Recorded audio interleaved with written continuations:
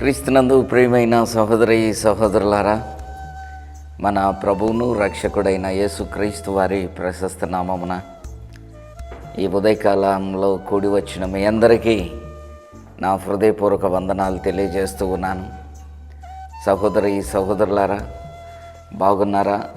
దేవుని మహాకృపను బట్టి దేవుడు మన జీవితాల్లో మరొక నూతన దినాన్ని దయాకిరీటంగా దేవుడు పొడిగించాడు. అందును బట్టి దేవునికి వందనాలు చెల్లించే వారమై ఉంటున్నాం.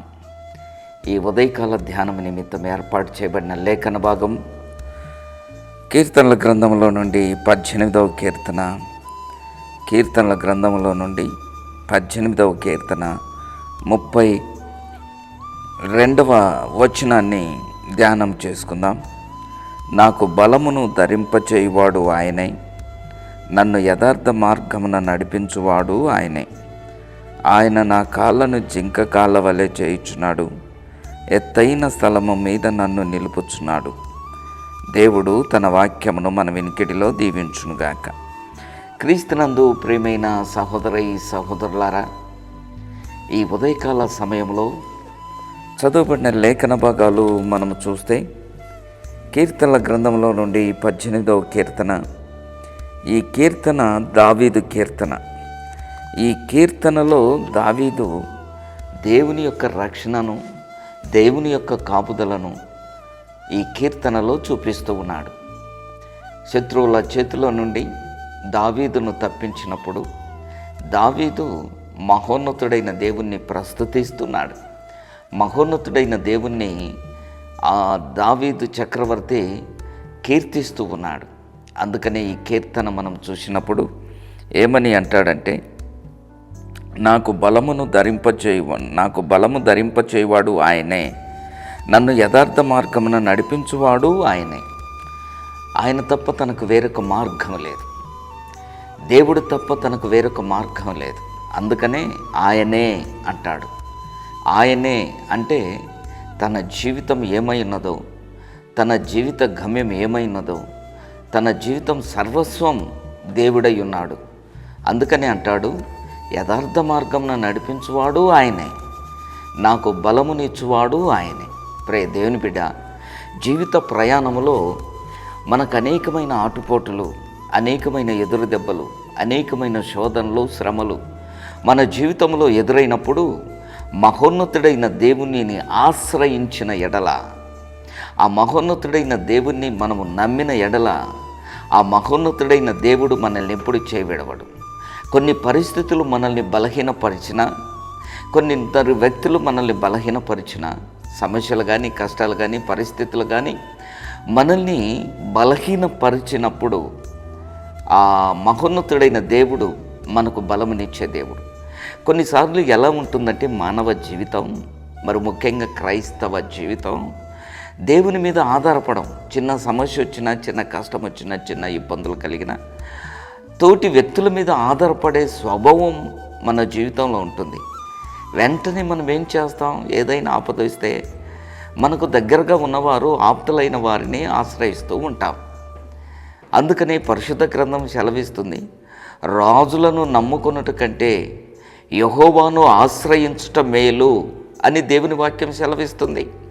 ప్రియ దేవుని బిడ్డ, మహోన్నతుడైన దేవుడు మాత్రమే నీకు బలమునిచ్చే దేవుడు. మహోన్నతుడైన దేవుడు మాత్రమే నిన్ను తప్పించగలిగిన దేవుడు.